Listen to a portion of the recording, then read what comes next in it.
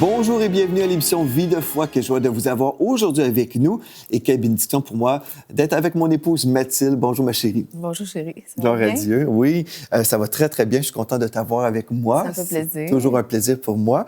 Et puis c'est aussi plaisant parce qu'on parle d'un sujet que j'aime, les rêves que Dieu nous donne. Et je crois qu'il y a plusieurs personnes à la maison qui ont des rêves, mais peut-être ils ont peur de rêver. Et aujourd'hui, dans cette série, quand nous parlons, nous vivons dans un miracle. Mathilde et moi, nous vivons vraiment littéralement dans un miracle parce que Dieu nous avait montré des choses il y a plusieurs années et là, nous sommes justement dedans. Mais aujourd'hui, je veux encourager les personnes à la maison. Comme ça, ils vont pouvoir croire encore. Parce qu'il y en a des gens qui n'osent pas croire, n'osent pas rêver. Ils se disent « Ah, mais c'est trop poussé. » Comme toi, Mathilde, tu sais que quand on parlait de la télévision francophone, quand on parlait des médias, il y a eu parfois des gens qui croyaient que c'était impossible. C'est facile de douter, c'est facile de ne pas croire, mais nous servons vraiment un grand Dieu. Pour moi, dans mon univers à moi, Dieu est extrêmement grand. On sert un Dieu extraordinaire. On sert le Dieu de miracles, un Dieu d'exploits. Et puis, on veut encourager aujourd'hui les gens qui ont cessé de rêver parce qu'ils ont été déçus, parce qu'ils n'ont pas vu leurs rêves s'accomplir, parce qu'ils ont vécu des blessures ou pour toutes sortes de raisons. Leur rêve a été brisé. Et Dieu veut nous encourager ensemble à rêver encore parce que Dieu est celui qui restaure les vies brisées. Dieu est celui qui restaure les cœurs brisés. Dieu est celui qui guérit de toutes les manières possibles le corps, l'âme. Et vraiment, Dieu est un Dieu bon. Et on veut parler de ça. Je sais que tu aimes parler du bon Dieu à Vie de foi. Et vraiment, c'est ça, on est là pour redorer la réputation, le nom de Dieu ici. Et on veut encourager les gens que oui, ils peuvent refaire confiance à Dieu. C'est possible de pouvoir rêver avec lui parce que c'est lui qui souffle sur les ossements desséchés. C'est lui qui fait que nos rêves reprennent vie si on lui confie. Si on ose lui donner nos petits os desséchés, Dieu va souffler sur ces os et va refaire revivre, va créer de la chair, va recréer ce qui était mort pendant si longtemps. C'est ça. Et Dieu veut nous encourager aujourd'hui. Absolument. Donc, je crois qu'il y a plusieurs personnes à la maison aujourd'hui qui ont peut-être abandonné des rêves. Oui. Et on parle ici d'un rêve en général, un souhait, une chose qu'on aimerait vivre, mais aussi, littéralement, Dieu a parlé d'une façon prophétique par des rêves, des vrais rêves là, qu'on a eus pendant la nuit. Et je me souviens, Mathilde, tu avais eu un rêve. Et moi, j'avais répondu à l'époque, c'est un rêve de pizza. Est-ce que tu veux peut-être partager c'est quoi ce rêve-là? On venait tout juste de se marier et puis on habitait dans un petit appartement ici au Québec. Et puis, je me suis réveillée un matin et j'avais rêvé que nous étions dans l'Ouest canadien. Je regardais par une fenêtre. J'avais une petite fille dans mes bras et tu étais à mes côtés. Et ce que je voyais à l'horizon, c'était une magnifique montagne. C'était des rocheuses qui scintillaient. Il y avait de la neige et tout au bas, il y avait un lac qui scintillait. Bref, il y avait tellement de lumière. C'était glorieux et je voyais vraiment... Dans ce rêve-là, ce que ça me disait, c'est que nous étions dans le ministère et que nous étions bénis. Et je savais précisément que nous étions dans l'Ouest canadien. C'est spécial quand même. Et je crois aussi que c'était, dans mon rêve, je savais qu'on était en Alberta, dans la province de l'Alberta.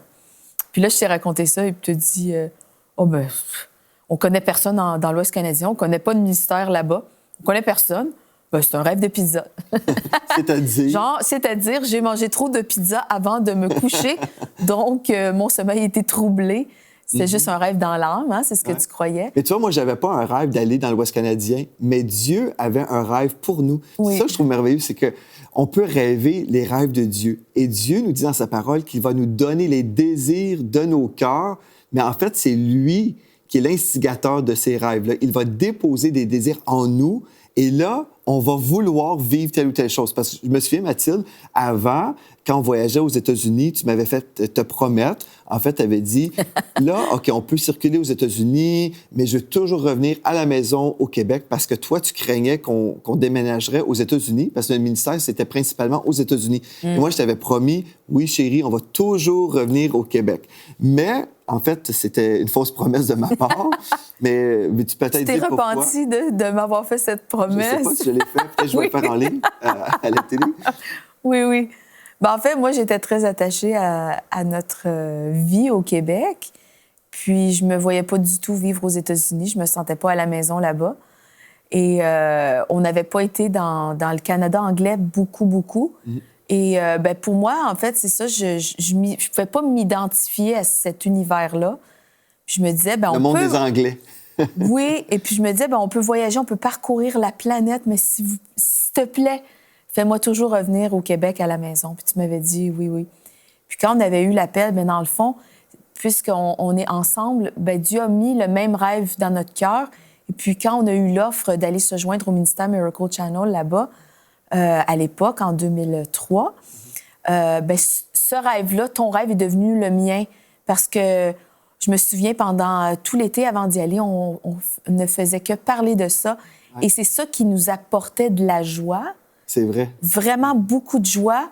Puis pourtant, il y avait tellement de choses qui étaient imprécises, pas déterminées. C'était très vague, en fait. Mais on savait que Dieu nous appelait là-bas pour œuvrer, pour l'avancement du royaume dans les médias.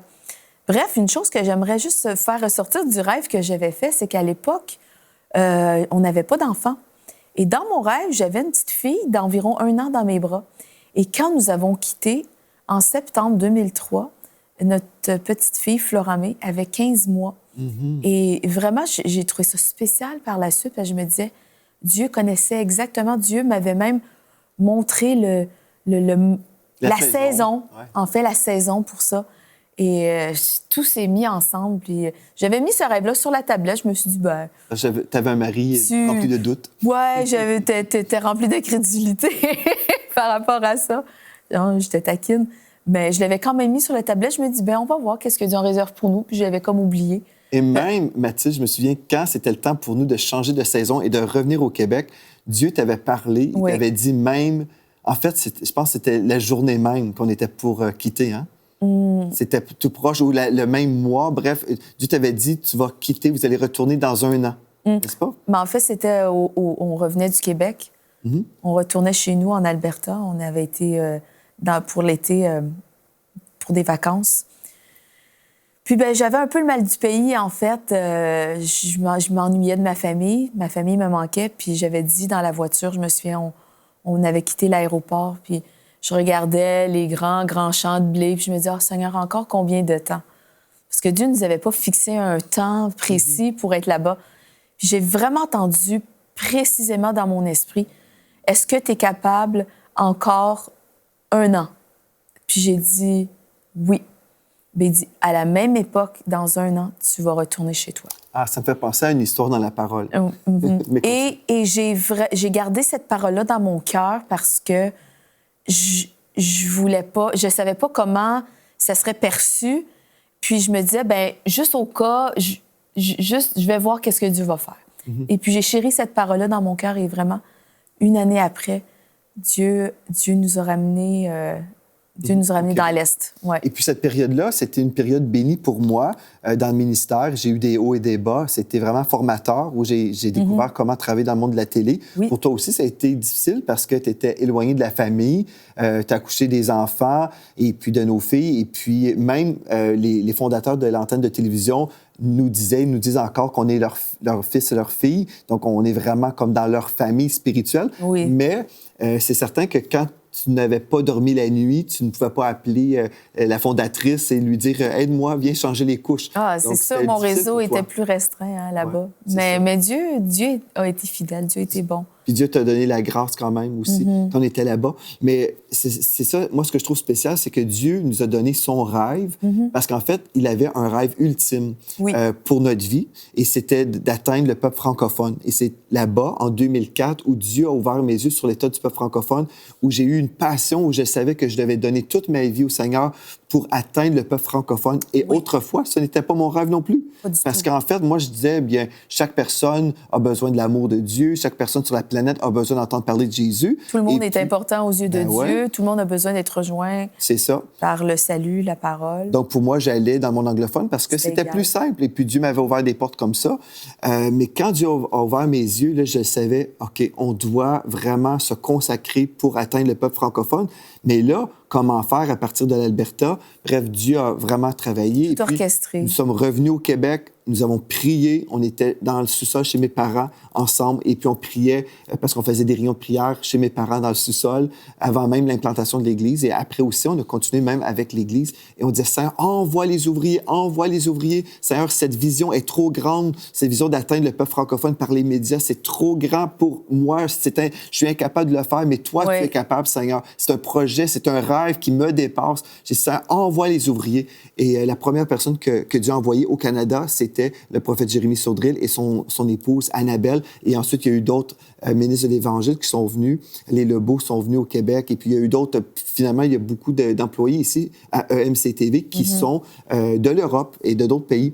Puis, on a vu la main de Dieu, que Dieu avait tout orchestré. Vraiment. Pour moi, je vois, il n'y a aucune personne qui peut dire, bien, c'est grâce à moi, c'est Dieu l'auteur. On ne peut nier vraiment la main de Dieu toute puissante dans cette histoire-là. Oui, c'est Dieu qui l'a fait. Dieu qui a orchestré, Dieu avait un plan.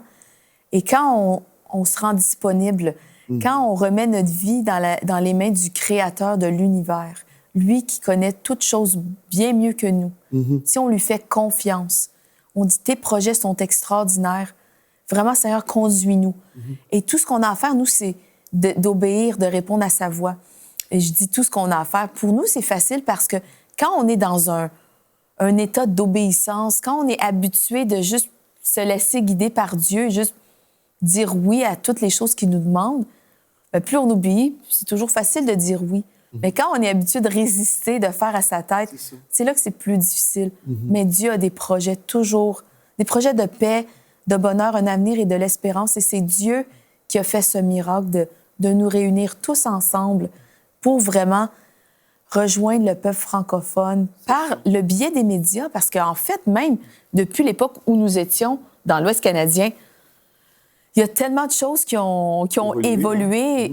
Les gens n'avaient pas vraiment l'Internet dans leur maison il y a 15 ans.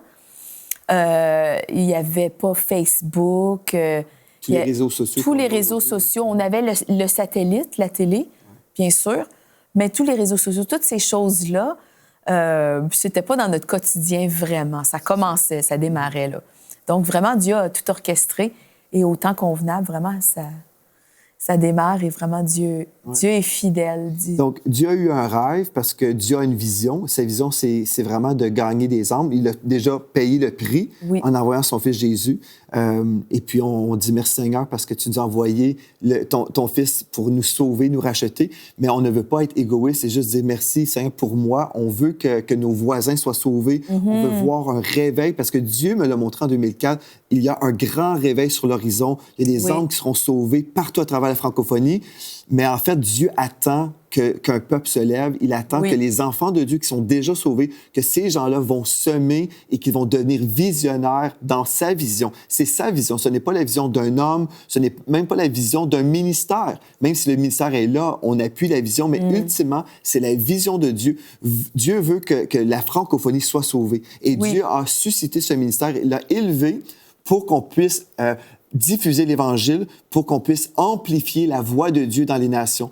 Et Dieu se cherche des visionnaires. Ce n'est pas les inconvertis, ce n'est pas les corporations ou les entreprises qui vont financer l'œuvre de Dieu, à moins que ce soit une entreprise chrétienne. Parce que ça, on l'a vu aussi en Alberta, où des entreprises disaient, des chefs d'entreprise disaient, nous voulons semer tel pourcentage par année dans le ministère. Et j'ai entendu plusieurs témoignages aussi où les chiffres d'affaires de ces entreprises-là doublaient, quadruplaient. On a vu vraiment des grands témoignages où les entreprises ont semé. Mais en gros, ce que je veux dire, c'est que ce n'est pas le monde qui va financer la diffusion de l'Évangile. C'est nous, les enfants de Dieu, nous qui croyons dans ce message, que Jésus sauve, que Jésus guérit, que Jésus baptise du Saint-Esprit. Si vous croyez avec nous, si vous croyez dans ce réveil, on veut vous encourager. Tout au long de cette semaine, on veut vous encourager à prier.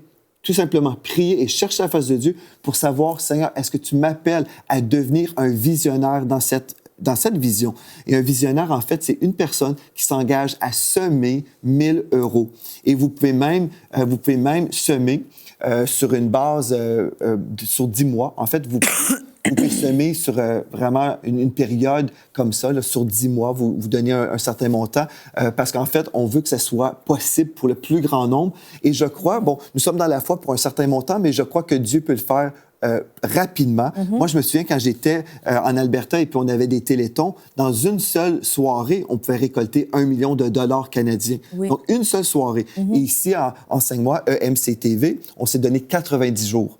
Et quand j'ai entendu le chiffre, je me suis dit, 90 jours, c'est beaucoup de temps. Et moi, je crois qu'on peut vraiment accélérer les choses, mais comment y arriver? On doit prier tout simplement. Dire, Seigneur, est-ce que tu m'appelles à financer ton royaume? Est-ce que tu m'appelles à financer et entrer dans ton rêve pour le peuple francophone? Et je sais que Dieu va dire quelque chose, c'est certain, parce que nous vivons pour ce message. Nous vivons pour cette diffusion de l'Évangile, parce que nous croyons de tout notre cœur que Dieu n'a pas oublié le peuple francophone. Dieu n'a pas oublié le peuple francophone. Il veut sauver vos voisins, il veut sauver vos familles.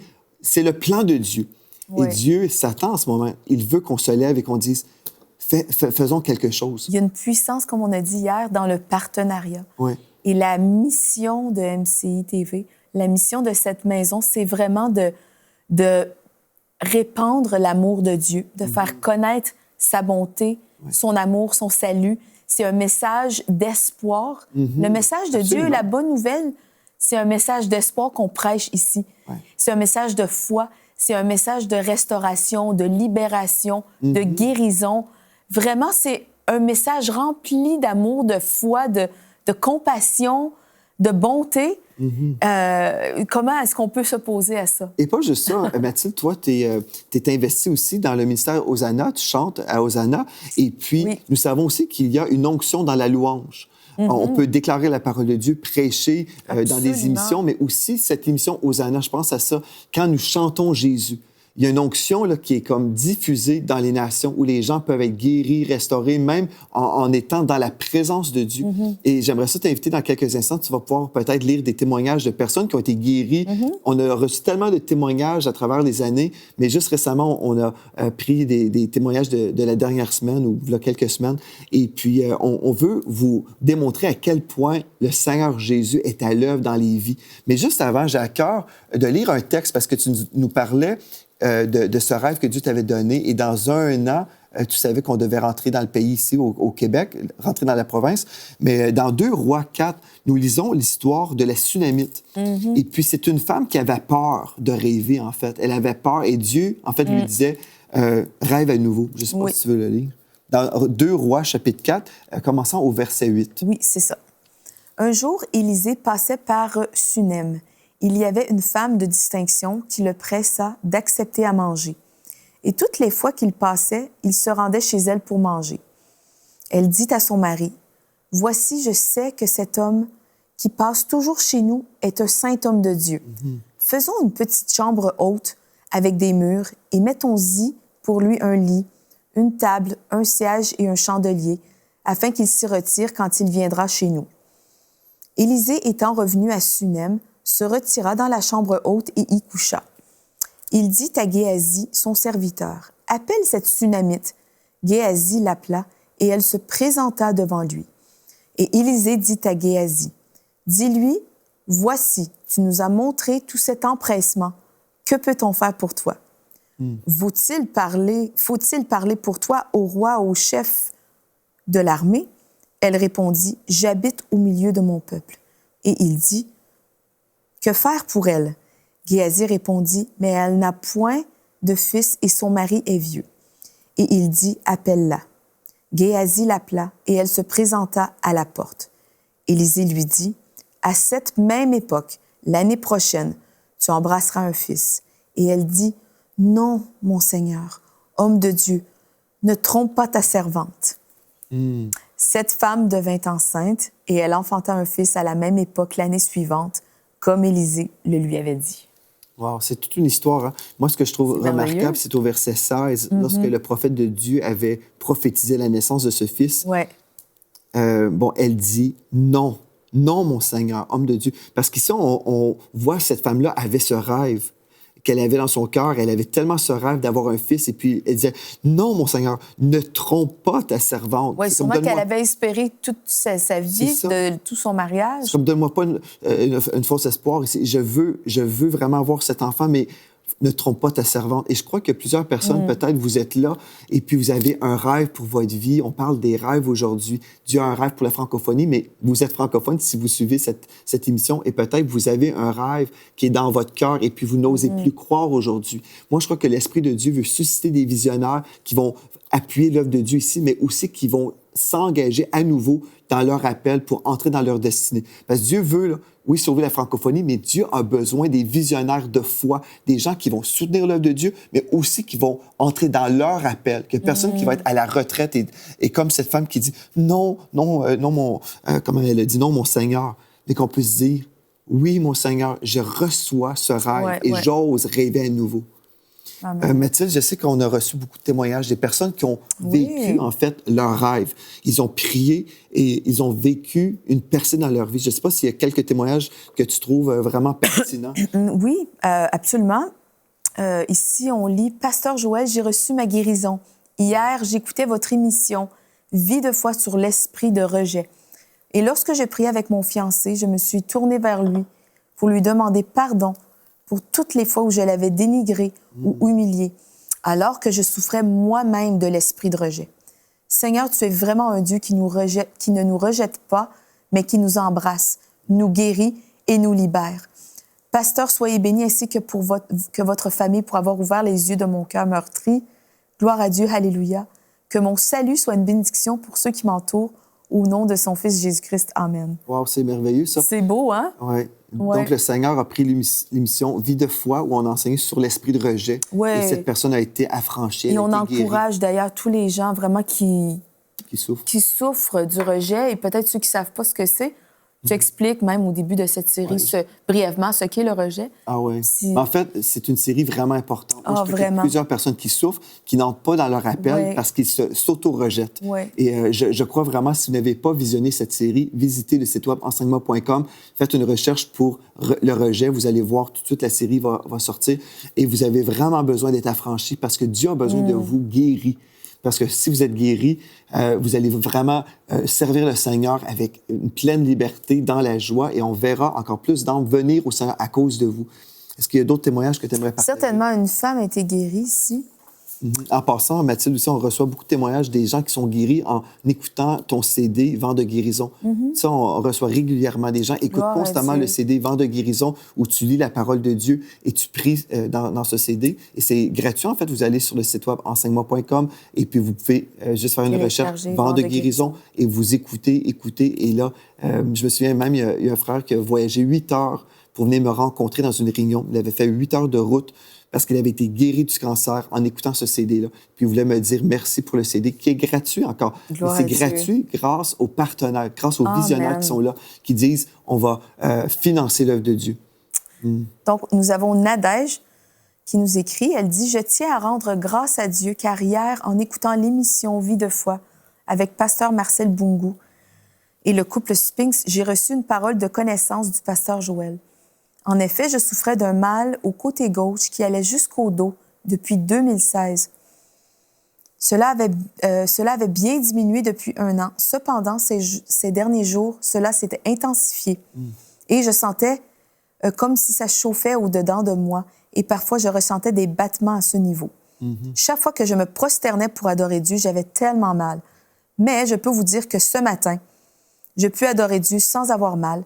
Je sens comme si c'était un volcan qui s'est calmé à l'intérieur de moi. On dirait que mes intestins se remettent en place. Je n'arrivais plus à manger à ma faim depuis 2 mois pour éviter la douleur. Même les spasmes que j'avais dans mes muscles diminuent aussi. Ma joie est extrême. Wow. Car je demandais à Dieu de me guérir avant de me donner un nouveau travail. Et je sais qu'il est fidèle. Que le Seigneur vous bénisse abondamment. Amen. Ça, c'est merveilleux, hein? Des vies changées, des vies transformées par la puissance de Dieu, en prêchant dans les nations, tout simplement, parce qu'il n'y a pas de distance dans la prière. Il n'y a vraiment pas de distance dans la prière. On peut s'accorder dans la foi, et c'est ça qu'on va faire maintenant. J'aimerais ça qu'on puisse prier pour vous. Si vous avez un besoin, vous avez besoin de rêver, encore une fois, vous voulez être renouvelé dans ce rêve que Dieu vous a donné, que Dieu puisse vous donner cette vision, qu'il puisse renouveler en vous cette vision. Amen. Et puis aussi, on veut vous encourager à être à l'écoute de la voix de Dieu. Croyez-vous que Dieu veut que vous soyez un visionnaire avec nous à EMC TV? Vous Père éternel, je veux prier pour chaque personne qui est là aujourd'hui. Chaque personne dans le besoin. Seigneur, je sais que tu as parlé par ton esprit. Il y a plusieurs personnes qui ont reçu une révélation pendant cette émission. Je sais, Seigneur, que tu es un Dieu qui parle aujourd'hui même. Il y a des rêves qui ont été enfouis, Seigneur Dieu, et tu veux aujourd'hui, tu veux que ces rêves puissent refaire surface. Seigneur Dieu, je veux m'accorder avec foi pour chaque personne en ce moment qui dirait, oui, Seigneur, j'accepte de rêver aujourd'hui. J'accepte aussi d'entendre ta voix. Si tu m'appelles à devenir un visionnaire, Seigneur, je veux dire oui. Seigneur, je prie aussi pour les personnes dans le besoin en ce moment. Seigneur, il y a des gens qui ont été blessés dans le passé, qui ont peut-être même abandonné cette marche, cette vie de foi. Ils ont abandonné par le découragement, par des raisonnements humains, dans des blessures. Et Seigneur, je veux prier maintenant pour un rafraîchissement spirituel pour chaque personne. Et je veux déclarer sur vous aussi qu'il n'y a aucune arme forgée contre vous qui peut prospérer. Nous savons que le diable veut vous neutraliser. Il veut vous empêcher d'entrer dans votre appel et dans votre destinée. Mais tout comme le Seigneur nous a appelés, nous avons un appel, mais vous avez aussi un appel. Vous êtes précieux pour le Seigneur. Il a des projets de paix et non de malheur pour vous. Et Dieu vous dit, c'est le temps de rêver. Rêvez, rêvez, rêvez au nom de Jésus. Mathilde et moi, on veut s'accorder aussi, si vous avez un besoin, on a déjà mentionné ce matin, aujourd'hui, des requêtes de prière ou des exaucements aux prières. On veut s'accorder avec votre foi. Si vous avez besoin de vivre une guérison, Mathilde, peut-être avec les quelques secondes qui nous restent, tu peux déclarer cette parole de foi sur les gens. Amen. Seigneur, que ta guérison coule comme un fleuve dans le corps de ceux qui nous écoutent aujourd'hui. Seigneur, je veux relâcher la vie de Dieu. Ton esprit de résurrection souffle, Amen. Alléluia, et se manifeste dans le corps des gens. Seigneur Jésus, je te remercie parce que tout ce que tu as accompli à la croix, c'est tellement grand et c'est suffisant pour que nous soyons guéris, restaurés et rétablis. Amen. Ton sang est suffisant. Je déclare ton shalom, Seigneur Dieu, Alléluia. Et ta vie, ta guérison. Gloire à Jésus-Christ. Gloire à Dieu. Et quelqu'un en ce moment, vous êtes en train de vivre une guérison dans votre sang. Je recevais deux paroles, sang et sucre. Je crois que votre niveau de sucre est trop élevé dans votre corps. Et puis, en ce moment, Dieu est en train de vous rétablir dans le nom de Jésus. Et comme vous recevez, écrivez-nous votre témoignage aussi, parce qu'on veut honorer notre Seigneur dans les nations. On veut que les gens le sachent, que Jésus n'a pas changé. Il guérit encore les malades. Et votre sang est restauré, guéri maintenant. Nous croyons que vous avez reçu votre guérison dans le nom de Jésus. Gloire à Dieu. Merci, mon épouse, d'avoir été avec moi aujourd'hui. Et merci à vous d'avoir été là. Et d'ici à la prochaine fois, soyez richement bénis.